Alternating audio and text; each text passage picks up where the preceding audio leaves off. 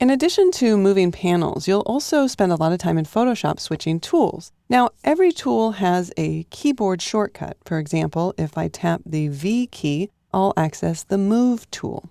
If you don't know the shortcut for the tool, you can hover your cursor on top of it, and the tooltip will display the shortcut. Most of the tools, the ones with a little triangle in the lower right, have nested tools underneath them, and if you click and hold on that tool, those tools will fly out. And you can see that all of the tools that are nested together have the same keyboard shortcut. So how would I access the other tools if the lasso tool is on top and I want to access one of the nested tools? Well, if I tap the L key again, that simply stays on the lasso. If I hold down the Shift key and tap the L, then I cycle through all of the nested tools that are underneath that primary tool. If you want to change this, you can go under the Photoshop menu and then choose Preference and then General. The default is to use the Shift key for the tool switch, but if you simply want to be able to tap a key multiple times to cycle through the nested tools, you can uncheck this.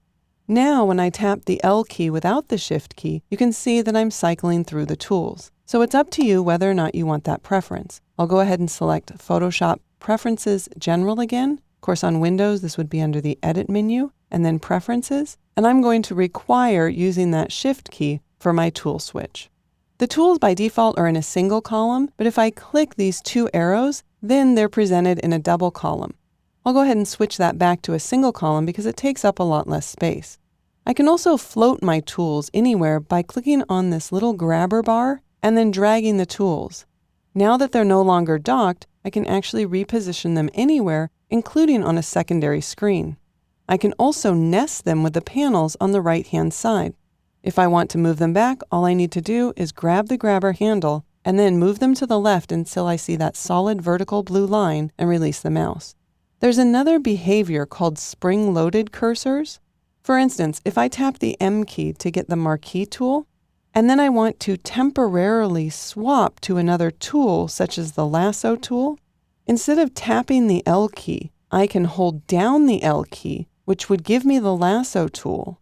But when I release the L key, I will be sprung right back to the original tool that I had selected. So you should know that there's a difference. If you just tap the key, then you'll be moved to that tool permanently. If you hold down a key, you'll be moved to the tool temporarily, and when you release the key, you'll be taken back to the previous tool.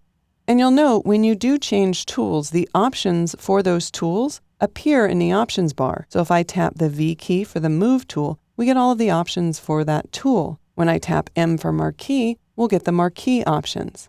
This is really convenient because it's a great way for Photoshop to save space because you will only see the options for the tool that you have selected.